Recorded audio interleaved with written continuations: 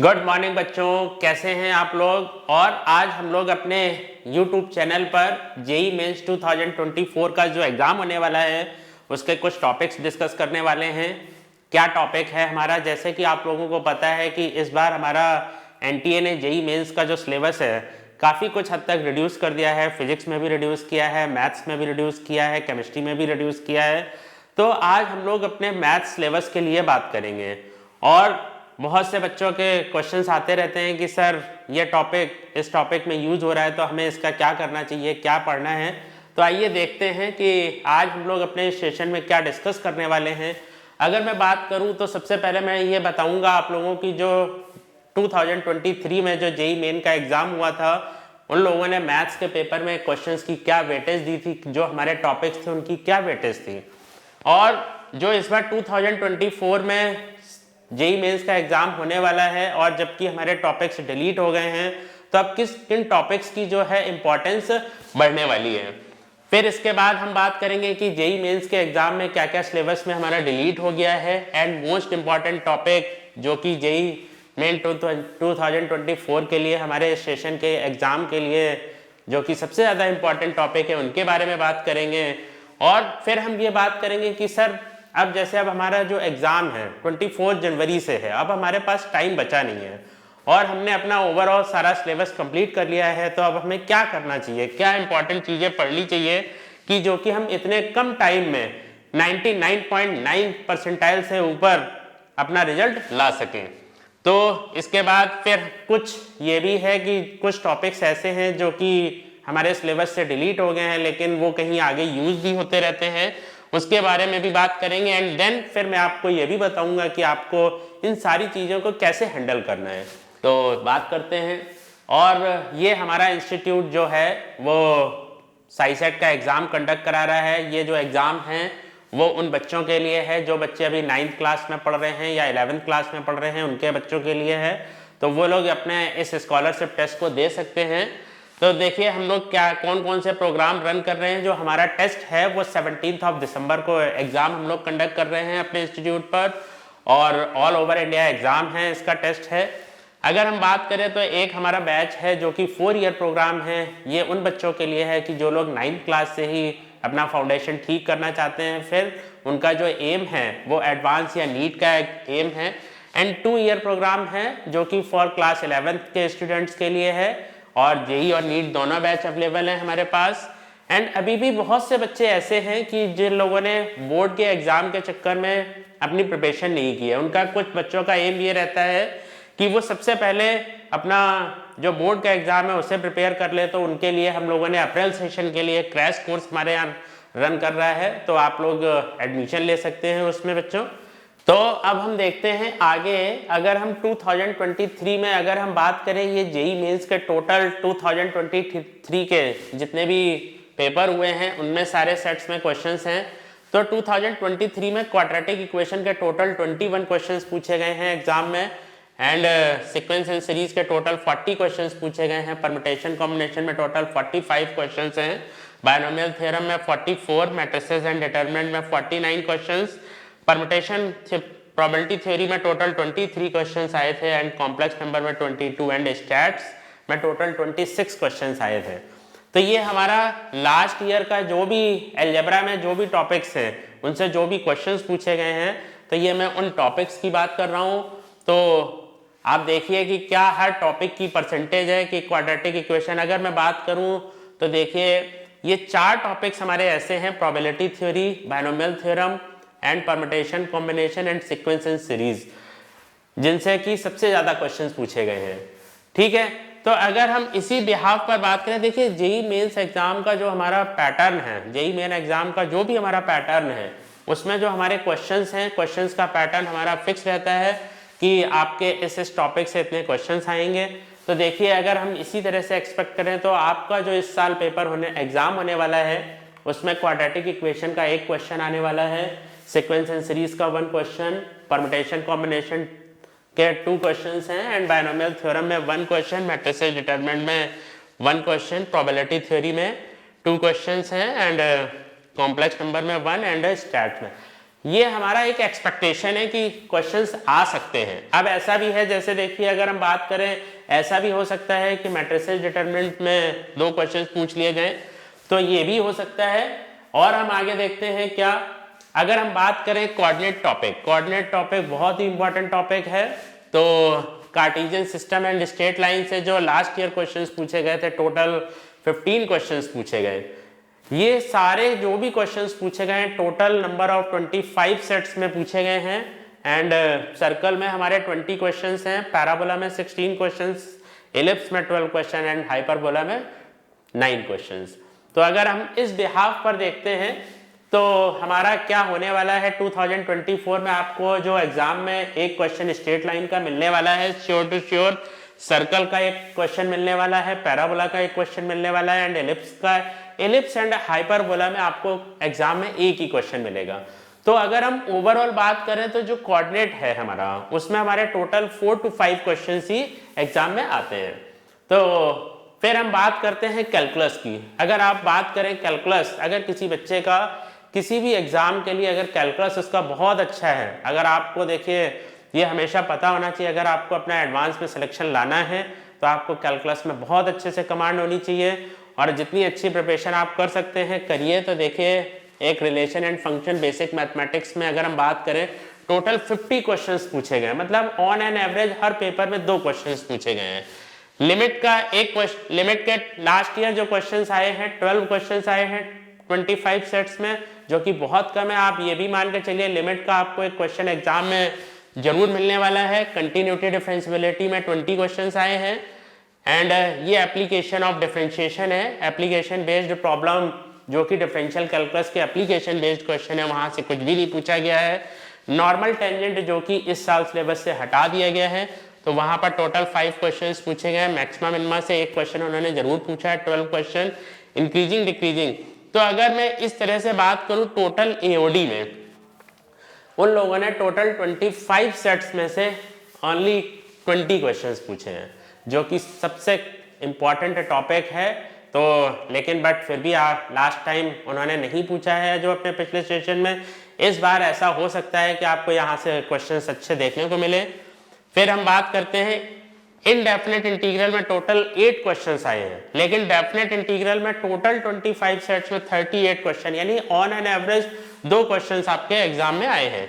And area एक ऐसा topic है, बहुत ही छोटा टॉपिक है, आपको बेसिक इंटीग्रेशन आना चाहिए, तो एक क्वेश्चन उससे जरूर आता है आपका एग्जाम में करने के लिए। तो टोटल उन्होंने हर सेट में एक क्वेश्चन पूछा है। और डिफरेंशियल इक्वेशन भी एक बहुत छोटा टॉपिक है, बहुत ही इंपॉर्टेंट टॉपिक है, तो यहाँ पर भी उन्होंने 29 क्वेश्चन पूछे हैं। तो अगर हम इस तरह से देखें तो हमारा 2024 में ये वेटेज आ रही है, क्या आ रही है, फंक्शन से आपको बेसिक मैथमेटिक्स से आपको 2 क्वेश्चंस मिलने वाले हैं। लिमिट्स का एक क्वेश्चन एग्जाम में पक्का आएगा, कंटिन्यूटी एंड डिफरेंशियबिलिटी का भी एग्जाम में पक्का क्वेश्चन आएगा। लेकिन जो अभी यहाँ पर अगर एओडी में लोगों ने जो क्वेश्चंस पूछे हैं, तो मिनिमम 2 क्वेश्चंस आपको एओडी में जरूर मिलेंगे। इसी तरह से डेफिनेट एंड इनडेफिनेट इंटीग्रल में भी टोटल आपको 3 क्वेश्चंस मिलने वाले हैं। एंड एरिया का एक क्वेश्चन आपको एग्जाम में मिलने वाला है, एंड डिफरेंशियल इक्वेशन में आपको एग्जाम में 2 क्वेश्चंस मिलने वाले हैं। और फिर कुछ हमारे मिसलेनियस टॉपिक हैं। वेक्टर और 3D की अगर हम बात करें तो देखिए पिछले साल क्या हुआ है, वेक्टर और 3D की ही अगर मैं बात करूं, वेक्टर में ओवरऑल 25 सेट्स में 45 क्वेश्चंस आए हैं, जो कि सबसे ज्यादा इंपॉर्टेंट टॉपिक है। और 3D में टोटल 75 क्वेश्चन, मींस हर सेट में उन लोगों ने 3 क्वेश्चंस पूछे हैं, ठीक है। And trigonometric function and equation, trigonometry देखिए हम लोग पढ़ते हैं, सबसे ज्यादा इंपॉर्टेंट है, क्योंकि उसका एप्लीकेशन जो होता है वो हमारे सारे टॉपिक्स में होता है। बट यहाँ पर इतने नंबर ऑफ क्वेश्चंस नहीं पूछे जाते हैं। और अगर ट्रिगो में आपके क्वेश्चंस पूछे जाएंगे तो एक क्वेश्चन आपको मिलेगा जो कि आईटीएफ के टॉपिक से होगा। तो लास्ट टाइम इन्होंने 12 क्वेश्चंस पूछे थे, और एक ये solution of triangle and height and distance से टोटल इन लोगों ने 6 क्वेश्चंस पूछे हैं। और अभी तक एक जेईई मेंस में बहुत ही छोटा टॉपिक रहता था और सबसे इजी टॉपिक मैथमेटिकल रीजनिंग, जो कि इन लोगों ने इस साल हटा दिया है। और हर सेट में लास्ट ईयर तक ऐसा रहता था, मैथमेटिकल रीजनिंग का क्वेश्चन हर सेट में एक क्वेश्चन जरूर पूछा जाता था। अब इन्होंने ये टॉपिक हटा दिया है। तो देखिए अब ये जो कुछ टॉपिक्स हटाए गए हैं, solution of triangle, and mathematical reasoning, ये जो टॉपिक्स हटाए गए हैं तो इनका देखें क्या इम्पैक्ट पड़ने वाला है। तो ये हमारे एक्सपेक्टेड क्वेश्चंस हैं, तो आपको बताते हैं देखिए कैसे कैसे हमें चीज़ों को करना है। फिर अगर हम लोग बात करें क्या क्या चीज़ें इन लोगों ने मैथ्स में डिलीट कर दी हैं। सबसे पहले इन्होंने जो डिलीट किया है square root and triangle inequality है, तो उसके ऊपर ऑलरेडी पहले से ही कॉम्प्लेक्स में क्वेश्चन नहीं पूछा जाता था। लेकिन बात यह है कि यहाँ पर एक ये टॉपिक है प्रॉपर्टी ऑफ डिटर्मिनेंट। मुझे नहीं पता कि इस टॉपिक को हटाने का क्या पर्पज़ है, क्योंकि अगर आप कोई भी डिटर्मिनेंट का क्वेश्चन करेंगे, कोई भी क्वेश्चन आप प्रूफ करने जाएंगे तो विदाउट ऑपरेशन के और प्रॉपर्टीज के उसको करना इम्पॉसिबल है। तो इसलिए आपको इस टॉपिक को जरूर पढ़ना है बेटा, ध्यान से, ठीक है। एलिमेंट्री ट्रांसफॉर्मेशन का पहले भी कुछ नहीं आता था एग्जाम में, मैथमेटिकल इंडक्शन भी डिलीट कर दिया गया है, इससे भी ऑलरेडी लास्ट सेशन में कुछ नहीं आया है। And property of binomial coefficient, ये अभी इन्होंने डिलीट कर दिया है, लेकिन फिर भी बेटा आप लोग पढ़ के जरूर जाइएगा, क्योंकि पता नहीं कब क्या चीजें ये लोग पूछ लें। तो एक बार ठीक है इन्होंने अपने सिलेबस से हटा दिया है, लेकिन एक बार आप अपना नॉलेज जरूर लेके जाइएगा कि हमें अगर कोई क्वेश्चन आ जाता है, देखिए आप लोगों का जो मेन एम है वो एडवांस के लिए होना चाहिए, और एडवांस में क्वेश्चन जरूर आएंगे, तो इससे बेटर है कि आप इसको अभी से ही पढ़ के रख लीजिए। तो मुझे लगता नहीं है कि इस टॉपिक का कोई ऐसा ना हो, इस टॉपिक का क्वेश्चन जरूर आएगा प्रॉपर्टीज ऑफ बायनोमियल कोफिशिएंट का। एंड देखिए एक सबसे इंपॉर्टेंट टॉपिक है special series and arithmetic progression, arithmetic geometric series. Special series में मतलब सिग्मा वाले सारे क्वेश्चंस इन लोगों ने हटा दिए हैं। तो आप देखेंगे कि जब बहुत कोई डिफिकल्ट, अगर देखिए अगर आपने कुछ टॉपिक्स ऐसे हैं, ये भले ही इन लोगों ने सिलेबस से डिलीट कर दिए हैं, लेकिन आपको पढ़ के जाना पड़ेगा, क्योंकि बहुत सारी सीरीज ऐसी होती हैं जिनके हम लोग nth टर्म फाइंड आउट नहीं कर सकते हैं। तो इसलिए इस टॉपिक को आप जरूर पढ़ के जाइएगा। रोलीज थ्योरम एंड लैग्रेंजेस थ्योरम भी सिलेबस से डिलीट कर दिया गया है, नॉर्मल टेंजेंट को भी डिलीट कर दिया गया है, और ये सब एक ऐसे टॉपिक हैं, integral as the limit sum and formation of the differential. इसका कोई वैसे भी क्वेश्चन नहीं आता था, बट लेकिन ये तीनों टॉपिक्स हमारे इंपॉर्टेंट हैं, तो पढ़ना ही है। मैं आपको एक बार बता दूंगा कि आपको कौन कौन से टॉपिक्स आपको पढ़ने हैं। फिर इसके बाद ट्रांसफॉर्मेशन ऑफ द एक्सिस हमारा हटा दिया गया है। पहले भी हमारा इंटरनल बाइसेक्टर एक्सटर्नल बाइसेक्टर का कोई क्वेश्चन नहीं आता था, पेयर ऑफ लाइंस का कोई क्वेश्चन नहीं आता था, लेकिन यहाँ पर पेयर ऑफ लाइंस में एक होमोजेनाइजेशन का एक टॉपिक है, उसको आपको जरूर करना है। यहाँ पर होमोजेनाइजेशन को आपको जरूर पढ़ना है। और फिर इन्होंने सर्कल और टेंजेंट सब जगह से हटा दिया है, कैलकुलस से भी हटा दिया गया है, लेकिन आप एक बार पढ़ लीजिएगा, क्योंकि आपको इन सब टॉपिक्स की एडवांस में तो जरूरत पड़ेगी, तब आप वहां पर कैसे करेंगे इन सारे टॉपिक्स को, तो इन टॉपिक्स को आप जरूर पढ़िएगा। फिर इन्होंने बताया है कि plane in different form and the intersection of a line and coplanar line, ऐसा हो ही नहीं सकता कि कोई 3D का पेपर बनाए और उसमें प्लेन के क्वेश्चन ना पूछे जाएं। हो सकता है कि वो डिफरेंट फॉर्म में दिए जाएं, आपको वेक्टर फॉर्म में दिए जाएं, लेकिन पूछा जरूर जाएगा, तो इसलिए आपको इस टॉपिक को भी पढ़ना है। तो वेक्टर एंड स्केलर प्रोडक्ट अगर बात करें तो स्केलर प्रोडक्ट आपको पढ़ना पड़ेगा थोड़ा सा, क्योंकि इसकी आपको जरूरत पड़ेगी। बाकी binomial distribution and Bernoulli trial and mathematical reasoning जो चैप्टर्स इन्होंने कंप्लीटली हटा दिए हैं, तो उन चैप्टर को आप स्किप कर सकते हो। लेकिन कुछ टॉपिक ऐसे हैं, जैसे अगर मैं बात करूं, देखिए ये स्पेशल सीरीज का ऐसा एक टॉपिक है, अगर आप इसे छोड़ के जाएंगे तो आप देखिएगा वहां पर आप परेशान हो जाएंगे। बहुत सारे ऐसे क्वेश्चंस होंगे जहां पे इसका एप्लीकेशन होगा, ठीक है।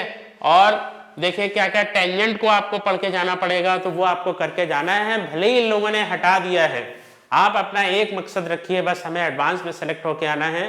तो इसलिए प्लीज बच्चों इन टॉपिक्स को जरूर पढ़ लीजिए। तो ये हमारे डिलीटेड टॉपिक्स थे, आप वही टॉपिक स्किप कीजिए। जैसे मैथमेटिकल रीजनिंग है, इन लोगों ने ये पूरा चैप्टर हटा दिया है, तो आप इसे छोड़ सकते हैं। अब जैसे अगर मैं बात करूं, यहां पर इन्होंने जो टॉपिक है हमारा रोलीज थ्योरम एंड लैग्रेंजेस थ्योरम, आपको पता भी नहीं लगेगा बेटा बच्चों, उन्होंने आपसे ये क्वेश्चन पूछ लिया है और किसी डिफरेंट फॉर्म में पूछेंगे आपको। इसलिए एक आपको आइडिया होना चाहिए कि कैसे क्वेश्चंस इससे पूछे जाएंगे। आपको ये लगेगा यार ये तो पता नहीं किस टाइप का क्वेश्चन पूछा गया है एग्जाम में, तो इसलिए बेटर रहेगा कि आपको रोलीज थ्योरम और लैग्रेंजेस थ्योरम भी पढ़ के जाना है।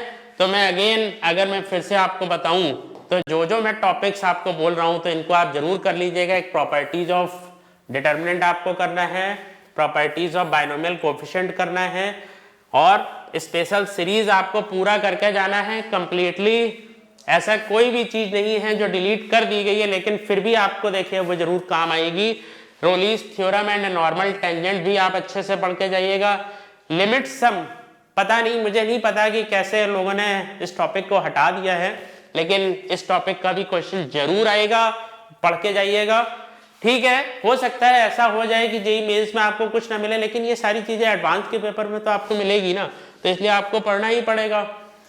फिर इसके बाद अगर हम यहाँ पर बात करें, यहाँ पर पेयर ऑफ लाइंस में आपको होमोजेनाइजेशन का जो कॉन्सेप्ट है और टेंजेंट के और नॉर्मल के जितने क्वेश्चन हैं, प्लेन के क्वेश्चंस हैं, बाकी स्केलर ट्रिपल प्रोडक्ट हो गया, ये सारी चीजें आपको पढ़ के जानी है। बाकी जो टॉपिक्स हैं आप उनको मिस कर सकते हैं, लेकिन कुछ टॉपिक ऐसे होते हैं जो इंटर रिलेटेड होते हैं, उन टॉपिक्स को हमें जरूर करके जाना है। अब अगर मैं बात करूं, बहुत से बच्चे आपको ऐसे मिलेंगे कि जिन्होंने अभी तक मिलते हैं, क्या मुझे भी मिलते हैं, बोलते हैं सर मैंने जेईई मेंस की प्रिपरेशन नहीं की है, अब सर आप बताइए कि हम कैसे अपनी प्रिपरेशन करें। तो मैंने एक बच्चों के लिए एक शेड्यूल बनाया है कैसे हमें इस चीज को हैंडल करना है। तो सबसे पहले आप देखिए, कोई भी आपने अपना 11th और 12th का सिलेबस कंप्लीट कर लिया, आपका बोर्ड का एग्जाम का जो सिलेबस है वो आपने कंप्लीट कर लिया है, तो आप फिर देखिए क्या कर सकते हैं। सबसे पहले आपको क्या करना है, वेक्टर और 3D को अच्छे से प्रिपेयर करना है। इससे होगा क्या, इससे आप अपना जो बोर्ड का एग्जाम है वो भी आपका बहुत अच्छा जाएगा। और ये एक ऐसा टॉपिक है, अगर हम इस टॉपिक की बात करें वेक्टर और 3D की, तो इसमें से हर बार, ये तो यहाँ पर मैंने 4 लिखा है, 4 क्वेश्चंस पूछे जाएंगे, यानी मिनिमम इतने क्वेश्चन पूछे जाएंगे। मैंने तो लास्ट सेशन में कुछ ऐसे ऐसे सेट देखे जहां 5 to 6 क्वेश्चन तक आए हैं वेक्टर और 3D के। तो एक छोटा सा टॉपिक है वेक्टर और 3D, इसे आप अपना कंप्लीटली कर लीजिए, अपने PYQ के सारे क्वेश्चंस कंप्लीट कर लीजिए। तो ये मैंने इसका ड्यूरेशन भी दिया, आपको इसमें ज़्यादा टाइम लगेगा भी नहीं, 6 आवर्स में आप अपना टॉपिक भी कंप्लीट कर लेंगे। और उससे ये भी नहीं होने वाला है, आपका बोर्ड का एग्जाम भी बहुत अच्छा जाने वाला है। फिर हम बात करते हैं डिफरेंशियल इक्वेशन। बहुत ही आसान एक्सरसाइज है। अगर मुझे कोई बोले कि सर मैथ में सबसे आसान क्या है, तो सबसे आसान है आपका, लेकिन आपको NCERT इस केस में पूरी आनी चाहिए, इंटीग्रेशन आपको पूरा आना चाहिए, बोर्ड की आपकी प्रिपरेशन पूरी होनी चाहिए। तो यहाँ पर डिफरेंशियल इक्वेशन जो कि सबसे छोटा टॉपिक है, और इससे 2 क्वेश्चन आपको एग्जाम में आने वाले हैं। फिर इसके बाद हम बात करते हैं प्रोबेबिलिटी थ्योरी। प्रोबेबिलिटी थ्योरी से भी अगर हम पढ़ेंगे तो हमारे 2 क्वेश्चन आपको एग्जाम में मिलने वाले हैं, एंड एक क्वेश्चन आपको एरिया का मिलने वाला है और एक क्वेश्चन आपको स्टैट्स का मिलने वाला है। बहुत ही छोटे छोटे टॉपिक बता रहा हूं मैं। अगर मैं आपको बताऊं, अगर आप इतना ही टोटल कर लेंगे तो आपके टोटल 10 क्वेश्चंस कंप्लीट हो जाएंगे। और मुझे लास्ट ईयर ऐसे बहुत से बच्चे मिले हैं जिन लोगों ने मैथ के पेपर में केवल 7 to 8 क्वेश्चंस किए हैं, और उनका जो मैथ के अंदर जो परसेंटाइल है वो 97 से ऊपर परसेंटाइल है।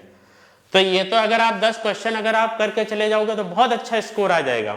और ये मैं अभी की बात नहीं कर रहा हूँ, मैं पिछले 3-4 साल से देख के आ रहा हूँ। मैथ्स के पेपर में तो ऐसा रहता है कि चाहे पेपर कितना भी इजी आ जाए, अगर आप 10 क्वेश्चन अगर आप करके आ गए तो आपका मिनिमम 95% तो स्कोर है ही। ठीक है, तो उसके बारे में भी मैं बात करूंगा।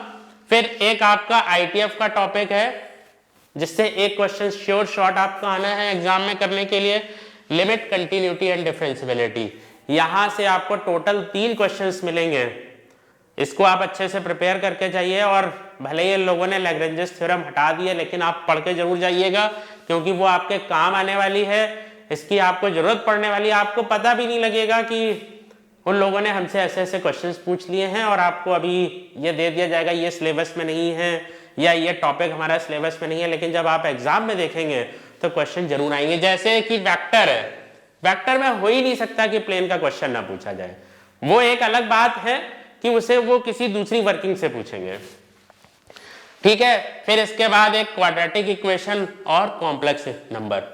और जैसा कि जो कि मैं अगर अपना एक्सपीरियंस बताऊं, जिस हिसाब से लोगों ने जो सिलेबस डिलीट किया हुआ है, इस बार के जो जेई मेंस में कॉम्प्लेक्स नंबर भी एक बहुत इंपॉर्टेंट टॉपिक होने वाला है। और देखिए आप टोटल कितने कम टाइम में कर सकते हैं, और एक सीक्वेंस एंड सीरीज बहुत मैथ्स में आसान टॉपिक रहता है। तो अगर आप इतने अपने क्वेश्चंस को आप अपने तैयार कर लें, टोटल अगर मैं बात करूं तो ये आपके कितने आवर्स का शेड्यूल है, 17, 11, 16, 18, 23 आवर्स में आप अपने टोटल ये 10 क्वेश्चंस तैयार कर सकते हैं। और 13, 23 और 28 आवर्स में आप ये अपने टॉपिक्स तैयार कर सकते हैं। टोटल अगर मैं बात करूं तो ये टोटल आपका जो शेड्यूल है टोटल 51 आवर का। मैं ठीक है सपोज करिए मैंने ऐसा एज्यूम कर लिया कि आपने 51 आवर में नहीं आप कंप्लीट, एटलीस्ट 60 आवर्स में तो आप अपने कंप्लीट कर पाएंगे। टोटल कितने नंबर ऑफ क्वेश्चंस हैं, टोटल 18 नंबर ऑफ क्वेश्चंस हैं।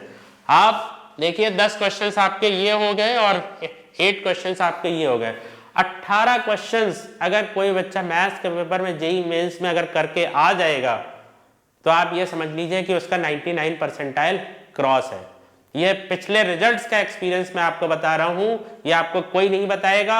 बहुत से बच्चे ऐसे मिलते हैं सर मैथ्स के क्वेश्चंस तो होते नहीं है, मैथ्स में तो सर ये हो नहीं रहा, बड़ा डिफिकल्ट टॉपिक है, क्या करें बताइए। मैंने लास्ट ईयर तो 2023 में ऐसे ऐसे बच्चे देखे हैं जो मैथ के पेपर में केवल 5 क्वेश्चंस करके आए हैं, इतने डिफिकल्ट सेट में 5 क्वेश्चंस करके आए हैं और उनका जो मैथ के अंदर जो परसेंटाइल आया है वो 95 परसेंटाइल आया है।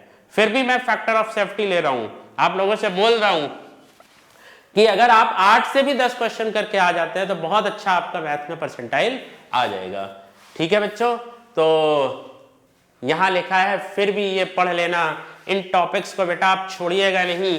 क्या क्या टॉपिक्स हैं, हो मेंस के सिलेबस में हो सकता है एनटीए ने सिलेबस से हटा दिया है, लेकिन आप जरूर पढ़िए इनको, एक बार पढ़ के थोड़े से क्वेश्चन से देखिए। आपका एम ये होना चाहिए जो भी आपके पीवाईक्यू के जो क्वेश्चंस हैं, आपका एम ये होना चाहिए जो भी आपका पीवाईक्यू में क्वेश्चन दिया हुआ है आप उनको एटलीस्ट बेटा कंप्लीट कर लीजिए। तो ये सारे टॉपिक्स हैं जिनसे आप बच नहीं सकते। प्रॉपर्टीज ऑफ डिटर्मिनेंट है, अगर वो आएगा कोई डिटर्मिनेंट का क्वेश्चन आएगा आप कैसे करेंगे, यानी मतलब इसका मतलब तो ये है कि सिर्फ यहां से हमें लीनियर सिस्टम का ही क्वेश्चन मिलने वाला है।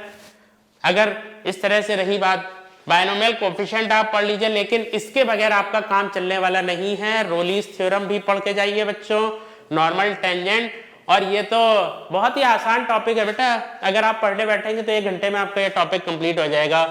इससे लिमिट सम से एक हर साल क्वेश्चन आपका एग्जाम में आता है।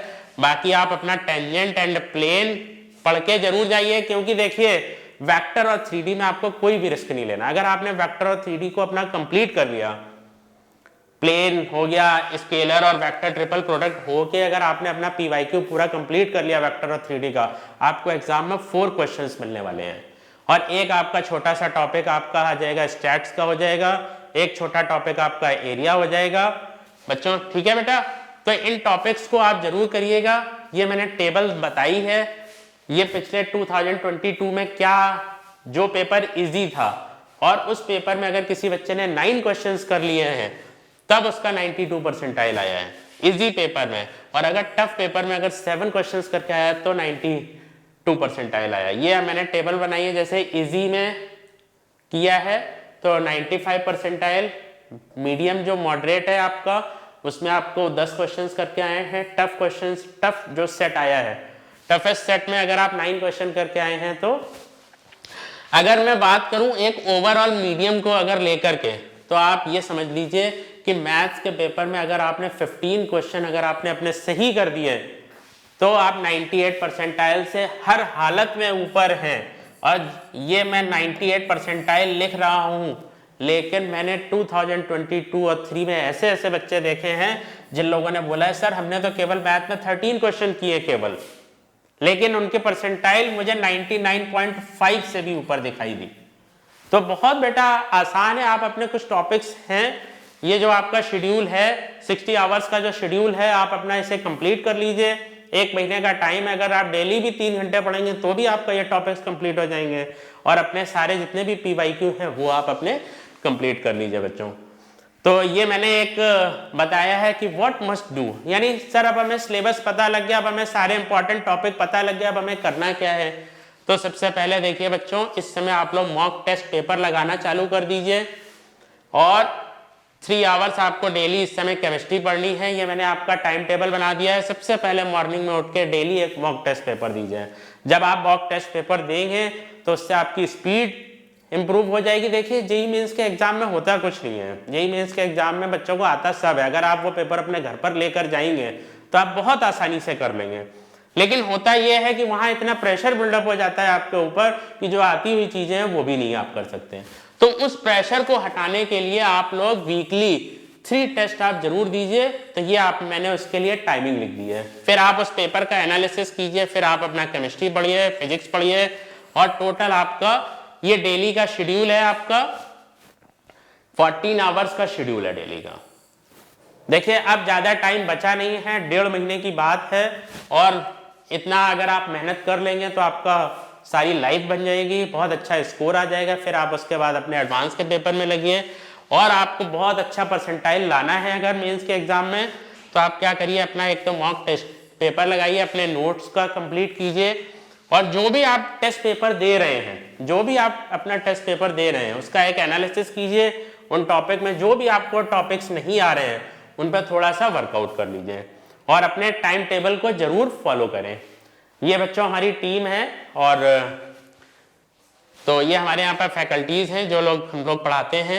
सारी फैकल्टीज़ हमारे पास IIT से हैं और कुछ फैकल्टीज़ काफ़ी एक्सपीरियंस होल्डर्स हैं। ठीक है बच्चों, तो थैंक यू। तो आप एक बार इस चीज़ पर एक बार ज़रूर काम कर लीजिए। ठीक है बच्चों, और अगर आपको ये मेरा वीडियो पसंद है आप ज़रूर लाइक कीजिए और हमारे चैनल को ज़रूर सब्सक्राइब कीजिए। और आप लगता है कि आप अपने किसी फ्रेंड की हेल्प करना चाहते हैं तो आप उसे ज़रूर शेयर कीजिए बेटा। थैंक यू बेटा।